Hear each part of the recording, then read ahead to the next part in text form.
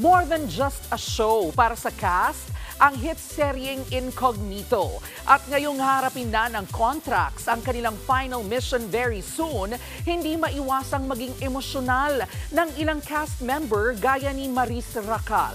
Nasa frontline na balitang yan, si News 5 digital producer Von Belinario. This is war. Matapos silang hanapin, pagtaksilan at sirain, sa huli, hustisya pa rin ang huling misyon ng contracts. Ito ang ilang pasabog na eksena sa pinakaabangang finale mission ng Incognito. Sina Richard Gutierrez at Daniel Padilla na senti sa nabuong samahan. Every mission habang tumatagal mas nagiging close yung buong grupo. Sayang gawin nito eh. Sayang gawin masyado. Dahil hindi siya naging madali. Kaya mas masarap yung tagumpay sa dulo eh.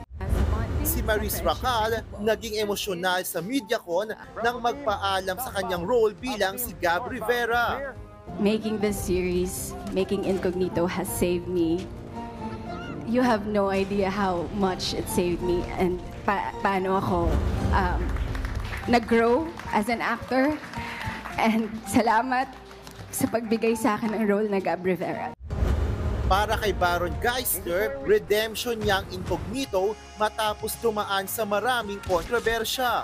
First show ko na may pagmamalaki ko na hindi ako pumasok sa set na nakainom. And it's so liberating. Abangan ang final mission ng Incognito sa primetime premiera ng TV5. Nagbabalita mula sa frontline. Von Belinario, News 5. Mga kapatid, ito po ang inyong K-Alaman Queen, Kalad Karen. Always remember na ang K-Alaman ay K-Yamanan.